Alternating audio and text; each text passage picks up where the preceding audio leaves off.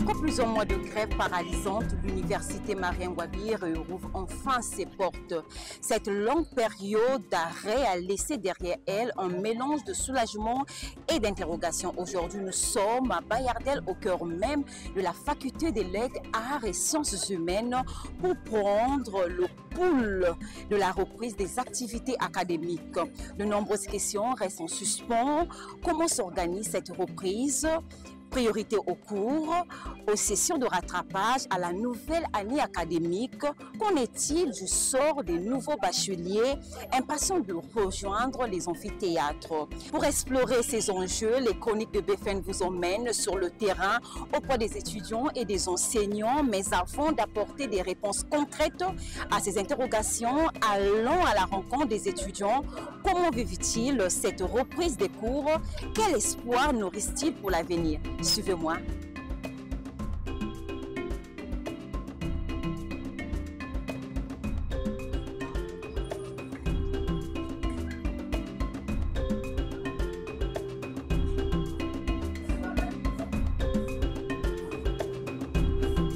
Bonjour monsieur, comment vous allez? Vous êtes étudiant?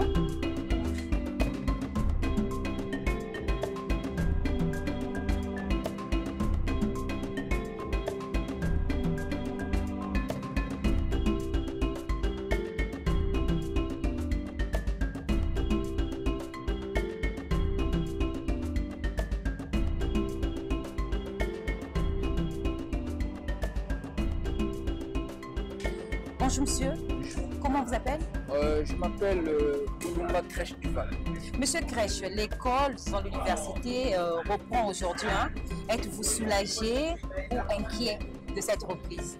Bon, premièrement, je suis soulagé parce que pendant que la grève nous a pris 3 mois, rester à la maison, bon, je ne vais pas trouver ça convaincu pour moi parce que j'étais attaché à mes études, mais ça m'a encore donné la fatigue parce que on était sur le point de participer à la session de rattrapage. Là, je ne sais même pas si on va encore les faire.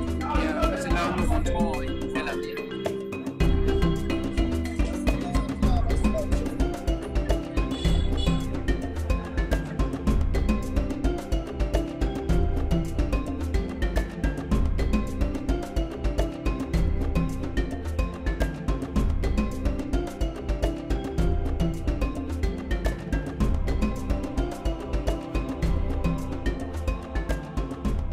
Bonjour mon frère. Bonjour.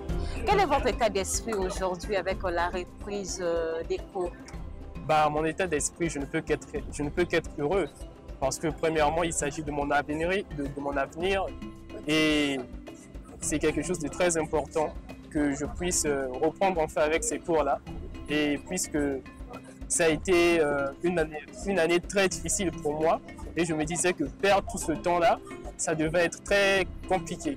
Raison pour laquelle je ne peux qu'être heureux pour cette reprise de cours. Quels sont les impacts de la grève sur votre parcours académique et votre quotidien? Les impacts ont été négatifs premièrement, dans la mesure où j'ai eu à perdre pas mal de notions. Mon cerveau s'est ramolli, j'ai eu à perdre ce punch que j'avais au début de l'année.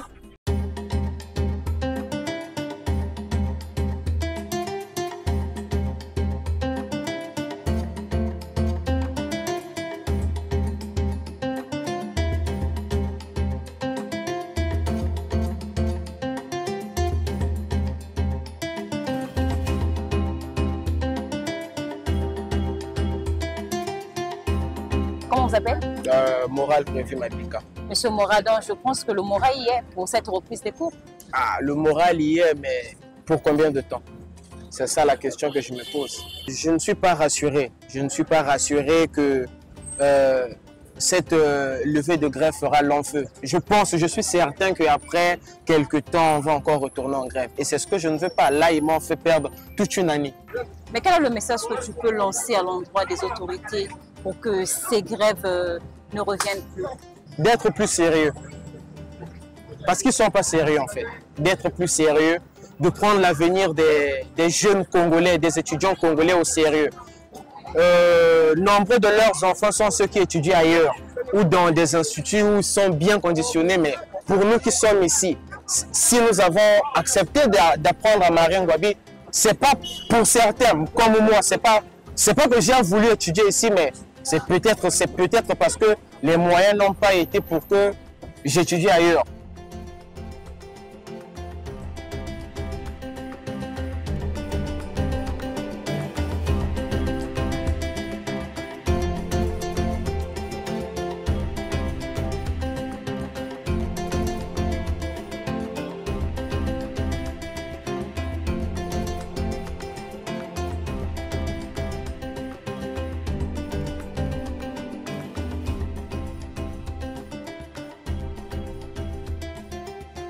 Les témoignages des étudiants relèvent une émotion mêlée de soulagement, d'espoir et d'inquiétude. En effet, malgré la reprise des activités, un climat d'incertitude persiste. Le spectre des promesses non tenues et des interruptions futures plane encore. Pour mieux comprendre cette situation, nous avons tenté de prendre attache avec le patron de la faculté. Malheureusement, il a refusé de se prêter à notre micro.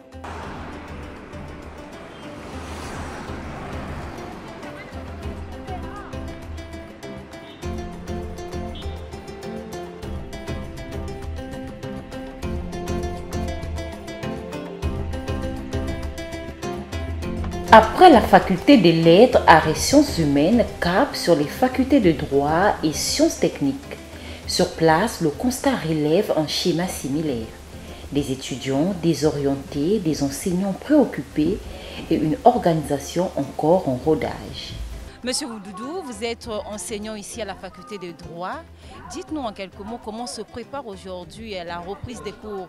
Primo, je dirais que je ne peux pas me prononcer sur ce sujet parce que je ne suis qu'un enseignant simple et je ne suis pas une autorité de la faculté. Mais je pense bien qu'il y aura un conseil d'établissement qui sera organisé par notre doyen. Et à la sortie de ce conseil d'établissement, il y aura impérativement un calendrier qui va sûrement fixer les règles afin de boucler l'année 2023-2024 et puis voir dans le futur comment recevoir les néo-bacheliers qui viennent d'arriver.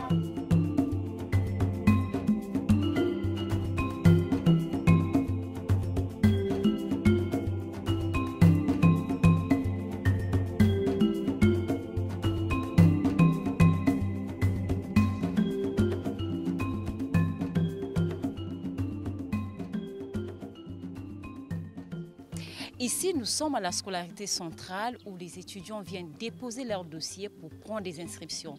Nous venons voir si concrètement les hostilités ont été déjà lancées pour recevoir enfin les dossiers des candidats qui viennent pour postuler et pour payer leurs inscriptions. Suivez-moi.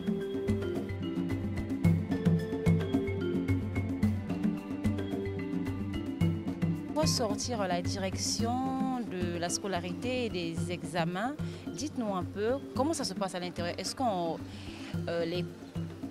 vous reçoit déjà pour le dépôt des dossiers? Ils nous reçoivent, mais certes qu'ils ne sont pas motivés parce que, soit disons, il y a certains qui disent que non, ils n'ont pas reçu leur solde. Donc ils ne sont pas motivés parce qu'en réalité, ils finissent à 14 h, mais là, ils ont fini à 12 h. Au-delà de cette reprise, une question fondamentale demeure. En plein 21e siècle, peut-on encore tolérer les grèves à répétition dans l'enseignement supérieur? Ces interruptions freinent les aspirations des milliers d'étudiants et ternissent l'image d'une institution censée être le moteur du savoir et du progrès.